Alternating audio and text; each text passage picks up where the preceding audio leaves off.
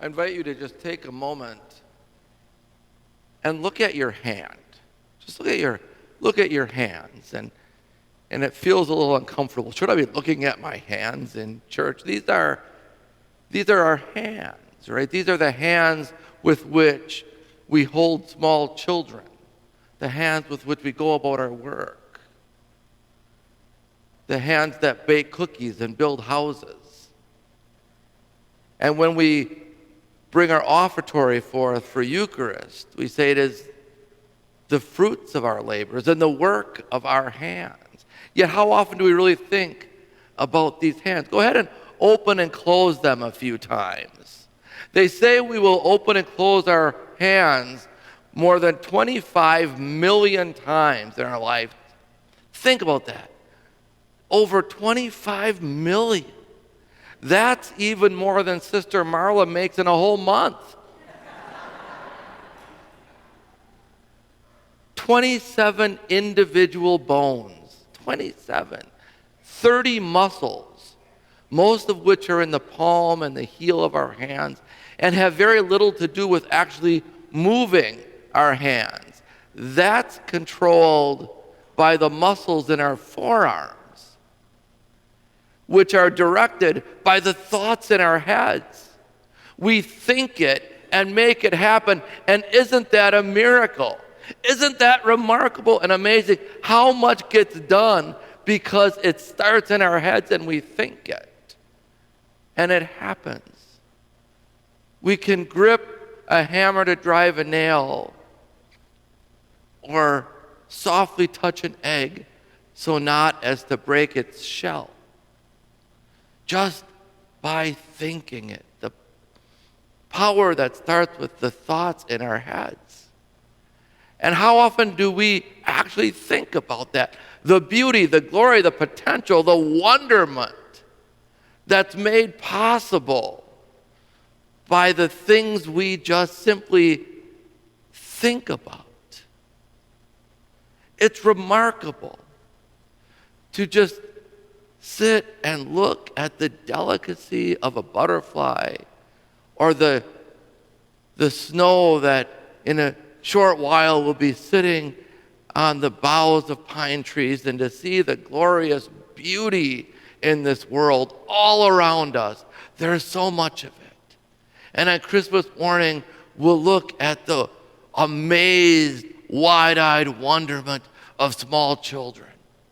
And we'll know Christ is among us by the beauty and the glory that's around us all the time.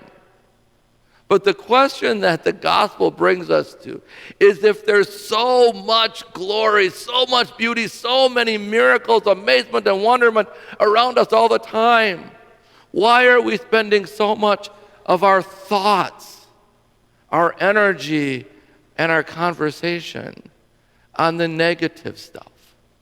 Why are we spending so much of our life's energy complaining, condemning, and criticizing?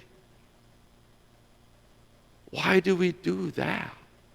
And it's easy to blame things outside of ourselves. It's easy to blame social media or the 24/7 cable news stream or society in general. But all of that is just a flat-out cop-out, and we know it. The reason we focus so much of our life energy on the negative rather than the positive, on the darkness rather than the light, is because we choose to. What we think about, what we focus on, where we put our energy is a choice that we make. We can choose to focus on the joy and the wonder and the miracle and the light and the love, or we can choose to focus on the darkness and the anger and the resentment. It's our choice. So when John the Baptist calls out in the desert, "Prepare the way of the Lord, make straight the paths," he's not talking about politics or economics or social constructs. He's talking about you and me. He's talking about that pathway between our heads and our hearts. Because that is the way of the Lord, that energy that just flows through us. We are the way of the Lord. We are it. Prepare for that. Prepare for that light, that love, that joy, that miracle to flow through us, flow through you and me. And I think the two main questions that Advent calls us to are, first, what are we letting in? What are we letting in? Are we letting the darkness, the despair, the anger, the division, the confrontation, are we letting that in? Or are we letting the love and the light and the joy and the glory and the peace and the mercy? What are we letting into us? Because it starts to prepare the way. Prepare to let the good stuff in. And the second question is, what are we letting out? What are we putting into the world?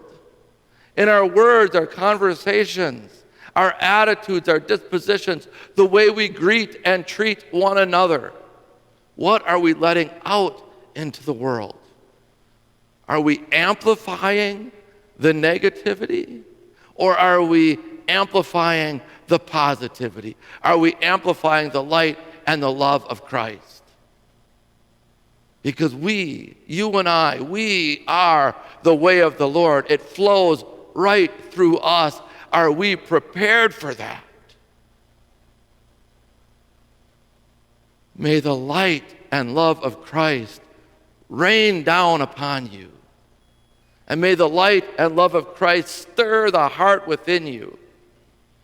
And may the light and the love of Christ flow forth into the world from you.